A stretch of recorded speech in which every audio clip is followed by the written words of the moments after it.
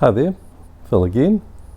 This particular topic is on ramps in the garden, and this seems a fairly mundane topic. However, in my situation here, I needed to have a ramp to allow access for my wife, who was disabled, into the house. And it really was quite a difficult design decision because a ramp is usually not a very aesthetic sort of a feature. However, we put quite a lot of thought into ensuring that we turned what could have been a bit of a problem child into an asset, and the result is what you can see here. So down here where I'm sitting, this is actually the ramp going up into the house. However, we put a lot of planning into integrating it with these steps here, and also putting the raised gardens on each side, which disguised and softened the nature of the ramp. Whereas things like paths and steps and paving areas can be a real landscaping feature in your garden, a ramp struggles to do so. So I'll just discuss some of the issues regarding the design and construction and maintenance of ramps.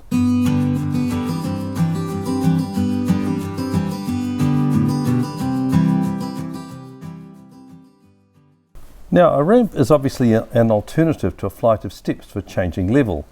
There are several benefits in installing a ramp as opposed to steps. Clearly, it is a much easier and safer method to allow the disabled and elderly to change level.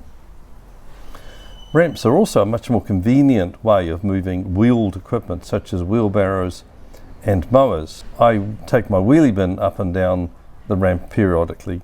The more gentle incline that is required for a ramp is a more restful way to ascend or descend a slope. The slope required for a safe ramp needs to be gentle. This can be much more challenging to achieve if there is a significant fall compared to that allowed by steps. As a consequence, steps can normally follow the slope directly downwards, in my case from my raised terrace down into my courtyard. However, a ramp usually has to be constructed across the slope to be a viable option. This can create a design challenge, as the marked change in level between garden areas formed by steps clearly defines the structure of the garden and is generally more attractive to the eye than a ramp. These steps here follow the focal line through my garden, leading to my feature, which is the pond and my sculpture, and then through one of my arches, but the ramp doesn't really lend itself to doing that, partly because I don't want it to impinge too much upon my courtyard, so it cuts across the line of the slope. The solution that I use to resolve this issue is to actually combine the steps with the ramp. So my steps are going down here, the ramp flows down across the slope, starts with a landing at the top, runs down to a landing where the steps are, and then continues the rest of the way to the courtyard. As I mentioned, I also chose to disguise or soften the view towards the ramp by putting this raised garden in front of it, and that's been a very successful option. A ramp that falls even a modest distance will be quite long, so it is useful to treat it as an opportunity to turn it into an attractive and stimulating trail. Using the method above, the visitor can be encouraged to walk down the steps to the garden and then return via the relatively gentle slope of the ramp. A small artwork or pot can be put at each end of the ramp as focal points. In this way, the garden designer has created double the value and enjoyment in comparison to a limited area by creating this circular route. There are several issues to resolve to ensure that the ramp is safe.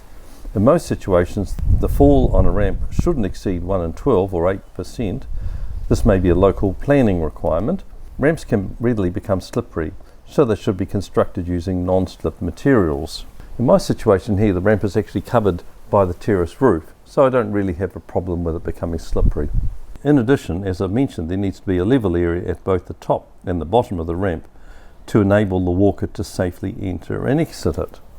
Now, a ramp mightn't be an issue that you have to think about with your garden, but you might be interested to consider that when you have aspects of your garden that might be perhaps problem children, such as a shed or a utility area, you can actually, with a bit of clever design, turn it into an attractive feature in your garden rather than something you would need to be embarrassed about. So that's the end of this tip. Thank you very much for watching this through to the end. Don't forget to push the like button. This does help my channel to grow. And also share this with other people who you think might be interested in. Goodbye for now.